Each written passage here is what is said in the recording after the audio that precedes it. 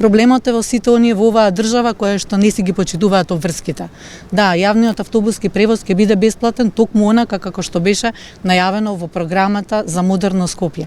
И тоа опфаќа целосно бесплатен јавен превоз во првите 2 години од почнувањето на мандатот, што значи дека во втората половина на следната година бесплатен јавен превоз ќе има.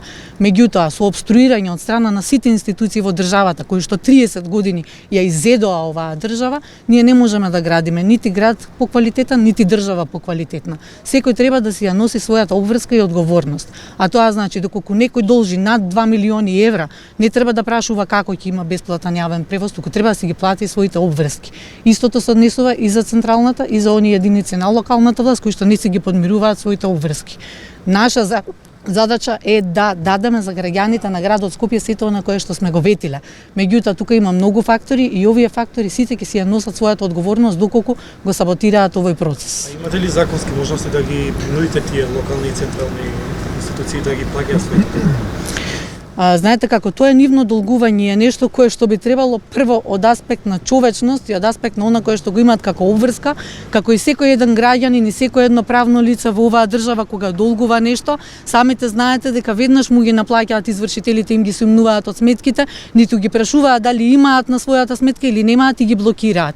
Меѓутоа тоа за жал не важи за овие институции и затоа ние ќе отпочнеме со сите оние постапки кои што се во наша надлежност, а тоа е ќе ги паркираме автобусите на ЈСП пред владата и пред останатите институции кои што ќе ги саботираат процесите за тоа да овозможиме бесплатен јавен превоз за граѓаните и се додека не ги реализираме овие работи кои што тие ги долгуваат, нема да се поместат институциите од преднадлежните од каде што треба да се добијат овие средства. Автобусите само што едно прашање. Имам многу автобуси на ЈСП не кружат во главниот град, а дел на пример во 9К има стално задоснување со 1 сат, со сат и пол чекам граѓаните. Исто така и други линии имаат проблем.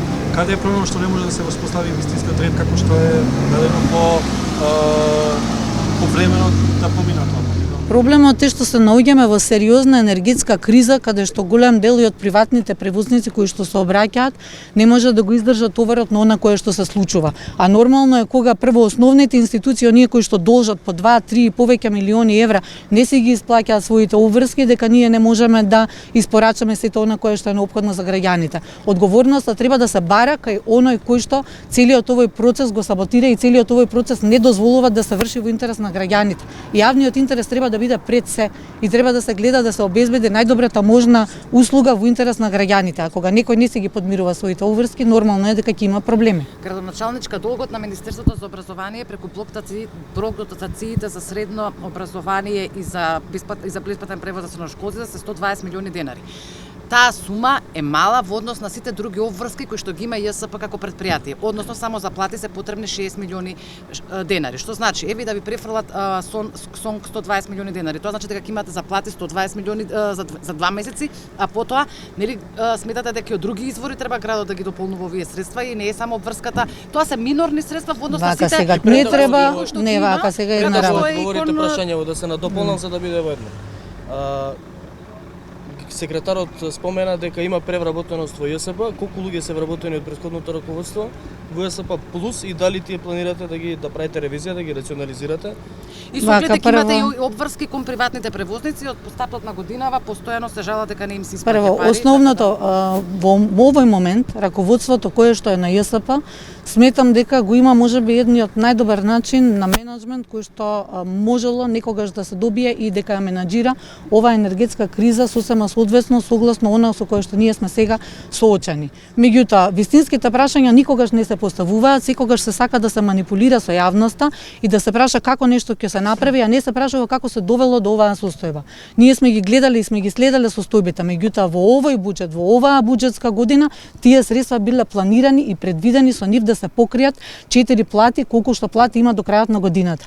И тие средства треба фино и убаво да им се каже на институциите и да отидете од тука да се префрлите пред владата и пред сите оние кои што ги имаат овие долгувања и да ги прашате зошто во своите ребаланси тоа кој што ми е веќе испорачано како услуга за да може да се сервисираат обврските на ова предпријатие си ги имаат избришано од буџетите. Што значи тоа? Дека она што ги имаат како своји обврски ги бришат и немаат намера да ги плаќаат? Кои сакаат да ги плати тие работи? Дали постои постои граѓанин или правно лице во оваа држава кој што доколку не си ги плати врските, нема да биде дадено на извршител и нема да ги плати истите. Градоначалничка, вие Мораме да бидеме свесни дека секој има во оваа состојба своја одговорност. И мора да се има во предвид дека постои криза во оваа држава.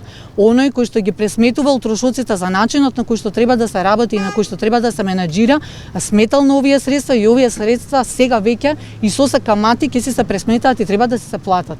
И треба да се бара обврска и одговорност од оној кој што го обструира целиот процес на тоа да се заврши целата година токму онака како што треба, при што имаме можност следната година и соодветно тоа ќе си го најавиме во буџетирањето за буџетот за 2023 година, како во кој момент, во која фаза ќе се отпочне бесплатниот превоз за сите граѓани. Значи еве денеска тука најавувам во втората половина на 2023 година ќе имаат граѓаните на градот Скопје бесплатен јавен превоз токму онака како што беше ветено, а не како што сакал некој да манипулира со нив и да кажува дека ќе има од првиот ден, затоа што ова се сериозни сложени процеси кои што бараат соодветни анализи и студии и истите се во процес на изработка. Така да, она кое што е ветено ќе си се реализира, меѓутоа треба да се поставуваат прашања кај оние кои што не си го плаќаат она кое што го должат. А тоа токму знаеме на чија адреса е. Околу превработеноста. Околу превработеноста, значи во делот на персоналот кој што е технички, фалат, не достигаат луѓе, во тој дел се екипираше јавното сообраќајно предпријатие, значи има доволен број на шофери, најверојатно ќе има побарување можности затоа што следат известни пензионирање, ќе има можности за млади луѓе кои што би сакале да работат во оваа сфера да се вработуваат, меѓутоа превработеност има во делот на администрацијата, затоа што 30 години некој ги полнел овие предпријатија со луѓе кои што практично ги превработувал, со луѓе кои што едноставно нема потреба да ја вршат таа работа која што има таму. Таму имате за работа на еден човек и за продуктивност на еден човек работат по тројца луѓе.